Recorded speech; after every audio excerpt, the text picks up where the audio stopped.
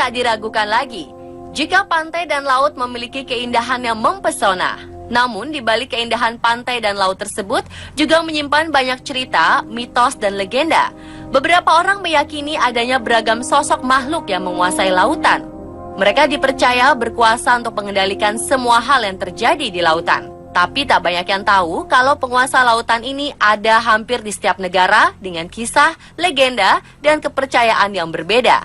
Berikut, On The Spot merangkumnya dalam 7 legenda penguasa laut.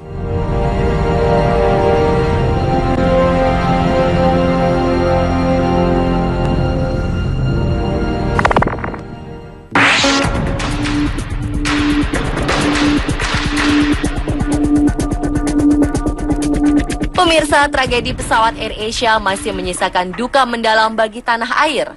Pencarian korban masih terus dilakukan dan penemuan badan pesawat telah mendapat titik terang. Belakangan ini sejumlah tokoh adat dan paranormal setempat diundang untuk membantu proses pencarian pesawat naas tersebut. Kemudian muncul cerita rakyat setempat tentang ratu penguasa laut tempat jatuhnya AirAsia QZ8501 di Selat Karimata. Menurut salah satu tokoh adat Kalimantan, Gusti Kadran, konon Selat Karimata terkenal angker yang dipimpin oleh ratu penguasa laut itu bernama Ratu Junjung Buih. Junjung Buih disebut sebagai istri Pangeran Suryanata yang memberikan keturunan-keturunan yang berkuasa di Kalimantan. Dia adalah putri raja pertama di Kalimantan, buah hasil pertapaannya di Candi Agung dan ditemukan dari tumpukan buih di sungai. Semua ilmu yang dimiliki Ratu Kuripan diberikan kepada Ratu Junjung Buih yang membuatnya cerdas dan menjadi panutan rakyat Amuntai karena Ratu Kuripan menjadi pengasuhnya. Terlepas dari benar atau tidaknya cerita ini, sebagai manusia kita harus pasrah dan berdoa kepada Tuhan agar semua korban dapat ditemukan.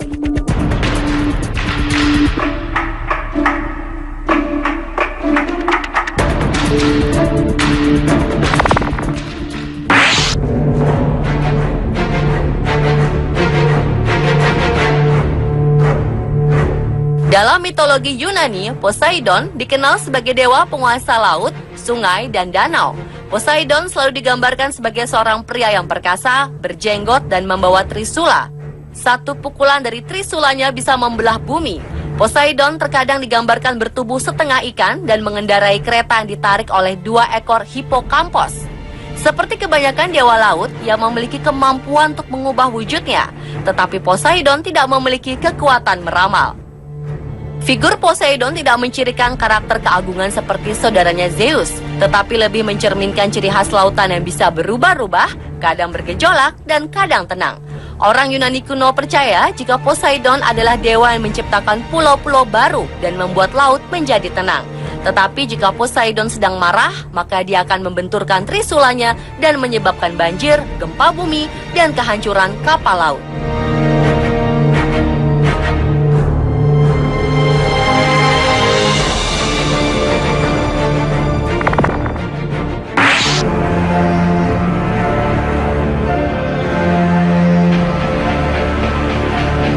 Jika di Yunani terdapat Poseidon sebagai legenda dewa penguasa lautan, di lautan wilayah Islandia dan Norwegia terdapat legenda penguasa laut yang dihuni oleh monster laut bernama Kraken.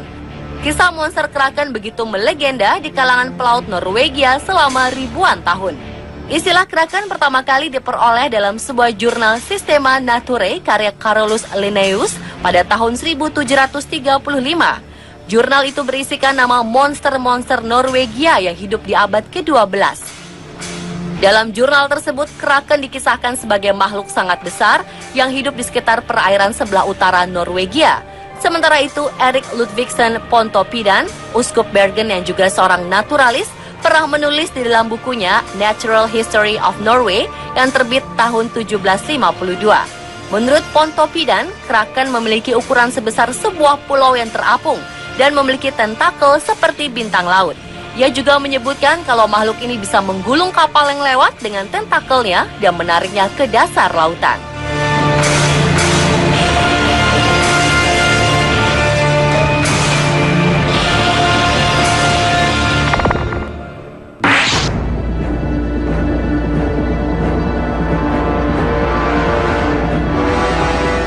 Flying Dutchman dikenal sebagai legenda kapal hantu penguasa lautan.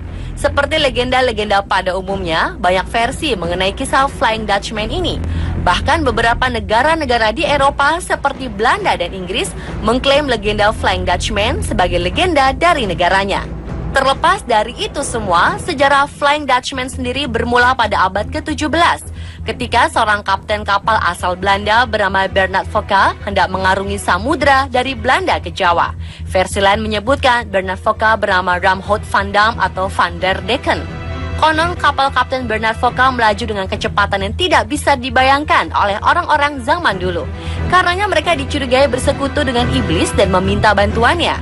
Di tengah-tengah pelayaran menuju Cape of God Hope, cuaca memburuk dan membuat kapal oleng. Para awak meminta pelayaran dihentikan, tapi Bernard sang kapten tidak mau dan bersikeras ingin menerjang badai. Dengan keangkuhannya, yang terjadi justru kapal dihantam oleh badai. Akhirnya mereka terkutuk untuk terus berada di laut lepas selama-lamanya.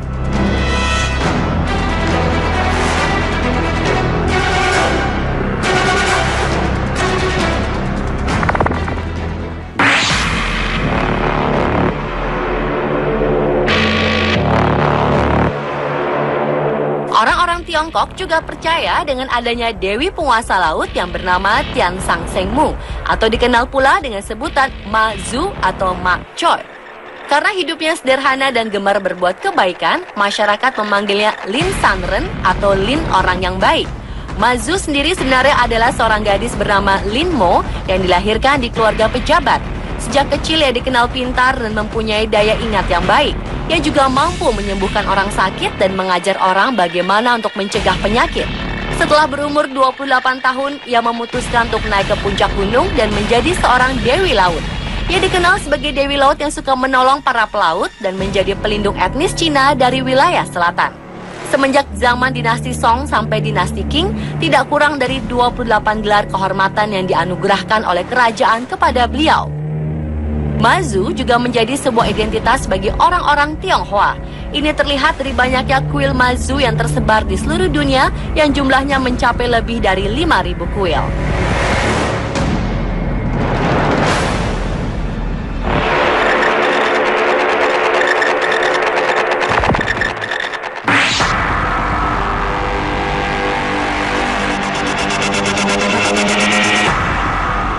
Ratu Laut Selatan adalah sebutan yang ada pada umumnya merujuk pada dua tokoh, yaitu Kanjeng Ratu Kidul dan Nyi Roro Kidul.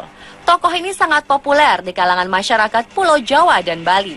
Kepercayaan akan adanya penguasa lautan di selatan Jawa atau Samudra Hindia, terutama dikenal oleh suku Sunda dan suku Jawa.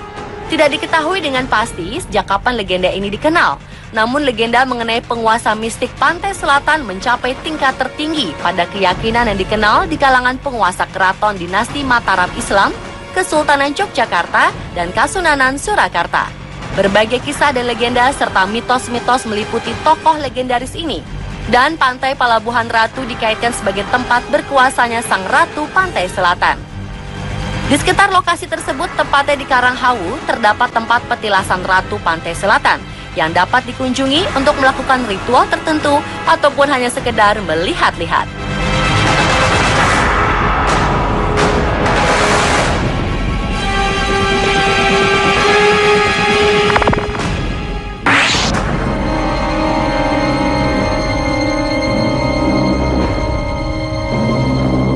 Ada cerita yang beredar di masyarakat Pekalongan tentang penguasa pantai utara Jawa atau dalam kepercayaan masyarakat Pekalongan dikenal dengan Dewi Lanjar.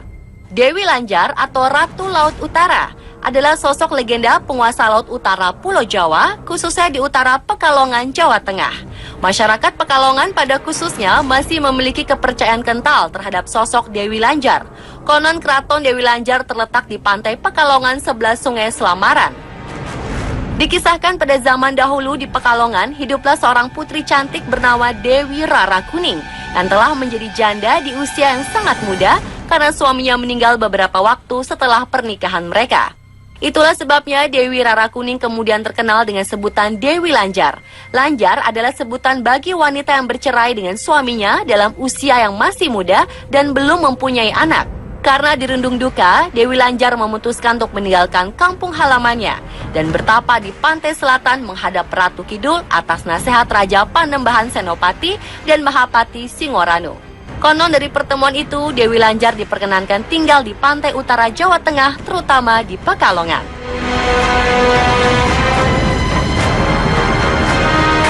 Pemirsa, itulah 7 legenda penguasa laut versi on the spot.